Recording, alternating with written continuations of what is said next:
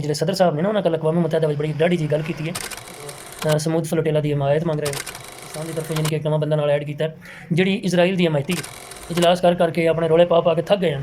ਸਾਡੀ ਕੋਈ अस्सलाम वालेकुम, ਕੀ ਹਾਲ ਨੇ ਦੋਸਤਾਂ ਦੀ? ਉਮੀਦ ਕਰਦਾ ਸਾਰੇ ਖੈਰੀਅਤ ਦੇ ਨਾਲ ਹੋਣਗੇ। ਅੱਜ ਸੈਨੇਟਰ ਸਾਹਿਬ ਦਾ ਇੱਕ ਮੈਂ ਨਾ ਮੈਸੇਜ ਪੜ੍ਹਿਆ ਅੱਗੇ ਅਤੇ ਮੈਨੂੰ ਬੜੀ ਹੈਰਾਨੀ ਹੋਈ ਹੈ।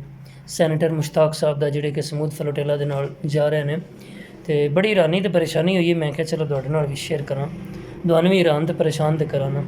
ਸਭ ਤੋਂ ਪਹਿਲੇ ਮੈਂ ਥੋੜ੍ਹਾ ਜਿਹਾ ਆਪਣੇ ਥੋੜ੍ਹਾ ਜਿਹਾ ਅੱਜ ਦੱਸ ਲਵਾਂ। ਅੱਜ ਮੈਂ ਗਿਆ ਸੀ ਆਪਣੇ ਜਨਾਬ ਮੁਰਸ਼ਿਦ ਖਾਨੇ ਤੇ ਜਨਾਬ ਉੱਥੇ ਵੀ ਸਫ਼ਰ 'ਚ ਅਸੀਂ ਹੁਣੀ ਤਕਰੀਬਨ ਪਹੁੰਚੇ ਹਾਂ ਥੋੜ੍ਹੀ ਦੇਰ ਪਹਿਲੇ, ਅਤੇ ਜੁਮਾ ਪੜ੍ਹਿਆ, ਦੁਆ ਸ਼ੁਆ ਕੀਤੀ ਹੈ ਅਤੇ ਉਹਨਾਂ ਕੋਲ ਵੀ ਕਰਵਾਈ ਹੈ ਸਮੂਦ ਫਲੋਟੇਲਾ ਵਾਸਤੇ ਵੀ ਔਰ ਫਲਸਤੀਨ ਵਾਸਤੇ ਵੀ।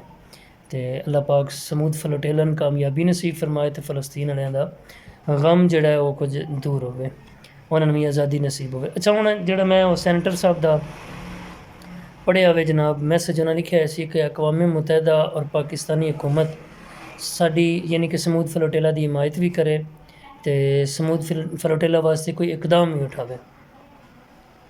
ਹੈਰਾਨੀ ਇਸ ਗੱਲ ਦੀ ਹੋਈ ਹੈ ਕਿ ਅਕਵਾਮ ਮੁਤੱਹਦਾ ਕੋਲੋਂ ਹਮਾਇਤ, ਅਜੀਬ ਜੀ ਗੱਲ ਮੈਨੂੰ ਮਹਿਸੂਸ ਹੋਈ ਹੈ। ਅਤੇ ਸੈਨੇਟਰ ਸਾਹਿਬ ਇਹ ਕੋਈ ਗੱਲ ਜੱਚਦੀ ਨਹੀਂ ਹੈ ਵੈਸੇ, ਕਿਉਂਕਿ ਅੱਜ ਕੱਲ੍ਹ ਤਾਂ ਪਾਕਿਸਤਾਨ ਨੇ ਇੱਕ ਮੈਂ ਨਵੀਂ ਖਬਰ ਸੁਣੀ ਹੈ, ਅਤੇ ਨਵੀਂ ਖਬਰ ਇਹ ਵੇ ਕਿ ਪਾਕਿਸਤਾਨ ਨੇ ਇੱਕ ਬੀਬੀ ਜਨਾਬ ਲਾਂਚ ਕੀਤੀ ਹੈ ਅਕਵਾਮ ਮੁਤੱਹਦਾ ਵਿੱਚ ਪਾਕਿਸਤਾਨ ਦੀ ਤਰਫੋਂ, ਯਾਨੀ ਕਿ ਇੱਕ ਨਵਾਂ ਬੰਦਾ ਨਾਲ ਐਡ ਕੀਤਾ ਜਿਹੜੀ ਇਜ਼ਰਾਈਲ ਦੀ ਹਮਾਇਤੀ ਹੈ।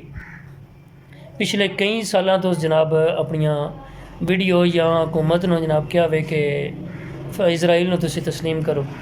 ਮੁਖਤਲਿਫ ਕਿਸਮ ਦੇ ਉਸ ਨਜ਼ਰੀਆਤ ਆਪਣੇ ਜਿਹੜੇ ਨੇ ਸਾਹਮਣੇ ਰੱਖੇ ਨੇ ਹਕੂਮਤ ਪਾਕਿਸਤਾਨ ਅੱਗੇ।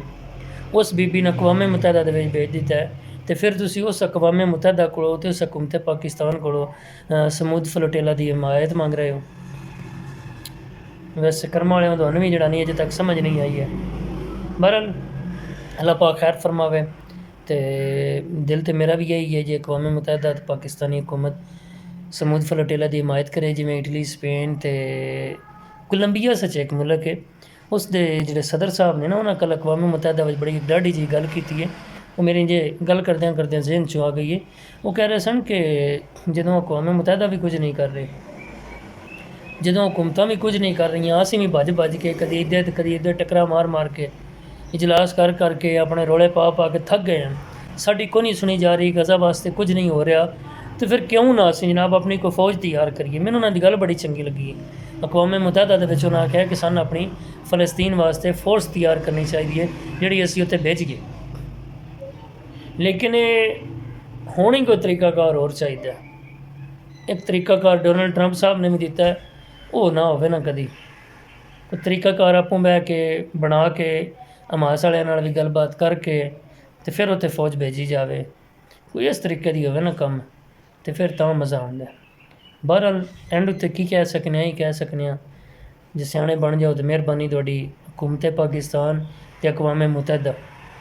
ਮਗਰ ਨਾ ਬਣੋ ਤਾਂ ਇਨਸ਼ਾਅੱਲਾ ਆਜ਼ਾਦੀ ਉਹਨਾਂ ਨੂੰ ਫਿਰ ਵੀ ਮਿਲਣੀ ਹੈ, ਅਤੇ ਪੂਰੀ ਜ਼ਿੰਦਗੀ ਤੁਸੀਂ ਰੋਣਾ। ਫਿਰ ਤੁਸੀਂ ਕਹਿਣਾ ਜੇ ਅਸੀਂ ਵੀ ਸ਼ਰੀਕ ਹੋ ਜਾਂਦੇ, ਅਸੀਂ ਵੀ ਕੋਈ ਵੀ ਹਿੱਸਾ ਪਾ ਲੈਂਦੇ ਤਾਂ ਕੰਮ ਚੰਗਾ ਹੀ ਹੈ।